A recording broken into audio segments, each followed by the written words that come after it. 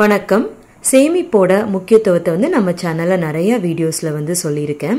நீங்க இதுவரைக்கும் சேமிப்பை தொடங்கல அப்படின்னா கண்டிப்பா இந்த 2025ல நான் பணத்தை சேமிப்பேன், முதலீடு பண்ணுவேன் அப்படின்னு உறுதிமொழி எடுத்துக்கோங்க.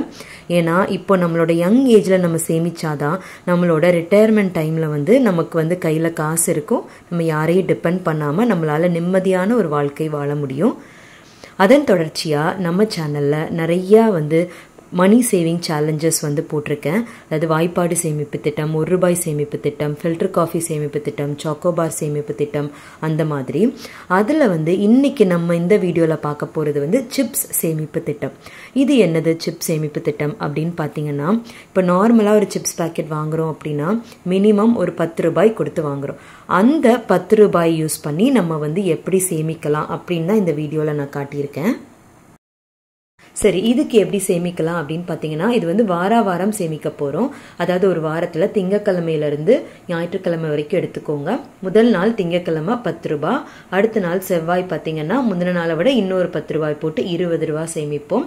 புதன்கிழமை ₹30 சேமிப்போம். வியாழன் 40, வெள்ளி 50, சனி 60, ஞாயிற்றுக்கிழமை ₹70. அப்போ ஒரு வாரத்துக்கு எவ்வளோ வரும்னா ₹280 நம்ம சேர்த்திருப்போம். அப்போ 2025ல மொத்தமா ஞாயிற்றுக்கிழமைகள் 52. அப்போ நம்ம 52 வாரம் இந்த மாதிரி ₹280 ஒவ்வொரு வாரமும் நம்ம எடுத்து வைக்க போறோம். நம்ம ஒவ்வொரு வார கடைசிலையும் இந்த 280 எடுத்து வைக்கலாம். அப்படி இல்லை எனக்கு கொஞ்சம் கொஞ்சமா சேர்க்கணும் அப்படின்னு பாத்தீங்கன்னாலும் திங்கள் செவ்வாய் எவ்வளோ முடியுமோ அப்படி சேர்த்து நம்ம ஒரு வாரத்துல அந்த ஞாயிற்றுக்கிழமையில எனக்கு ₹280 வரணும். அந்த மாதிரி நம்ம சேர்த்து எடுத்து வைக்க போறோம். நம்ம ஒவ்வொரு வாரமும் அதே காசு தான் எடுத்து வைக்க போறோம், ₹280 தான். அதனால நீங்க ஒரு வாரத்திலே உங்களுக்கு நிறைய காசு கிடைச்சாலுமே அதை தனியா நீங்க எடுத்து வைக்கலாம். அப்போ மாசம் அதாவது வாரம் அந்த ₹250 அந்த ஒரு டிசிப்ளினா சேர்த்து வச்சுட்டே வாங்க. மாதிரி 52 வாரங்கள் சேர்த்து வச்சிங்க அப்படின்னா 52 வாரம் முடிவுல ₹14,560 சேர்ந்திருக்கும். சரி, இது ஒரு பக்கம் இருக்கட்டும். அப்போ இன்னொரு சேவிங்ஸ் என்ன பண்ண போறோம் அப்படின்னு பாத்தீங்கன்னா, நம்மளுக்கு மாத வருமானம் வரும்ல, அதுல எப்பவுமே நீங்க ஃபர்ஸ்ட் செலவழிக்கிறதுக்கு முன்னாடி அதை சேமிப்பா கொஞ்சம் பகுதியை எடுத்து வைக்கணும். இப்போ மாதம் சேலரி ₹25,000 அப்படின்னு பாத்தீங்கன்னா ஒரு 20% அதாவது ₹5,000 முதல்ல சேமிப்பா எடுத்து வச்சிடணும். அப்ப இந்த மாதிரி மாசம் எடுத்து வச்சீங்க அப்படின்னா உங்களுக்கு ₹60,000 இந்த வருமானத்துல இருந்து நீங்க சேமித்து வைக்க முடியும். அப்போ நம்ம ஆல்ரெடி ₹10 சேமிப்பு திட்டத்துல ₹14,560 சேர்த்திருக்கோம். அப்ப இது ரெண்டையும் சேர்த்தனா நம்ம மொத்தமா ₹74,560 நம்ம சேர்த்திருப்போம். இப்போ இந்த காசை நம்ம முந்தின வீடியோகள்ல சொல்ற மாதிரி ஒவ்வொரு மாதமும் அந்த ₹10 சேமிப்பு திட்டம் மூலமா வர்ற காசு பிளஸ் அந்த மாசத்தோட சம்பள சேவிங்ஸ் இது எல்லாத்தையுமே சேர்த்து நீங்க ஒரு போஸ்ட் ஆஃபீஸ் சேவிங்ஸ் அக்கௌண்ட்ல போட்டுட்டே வரணும்.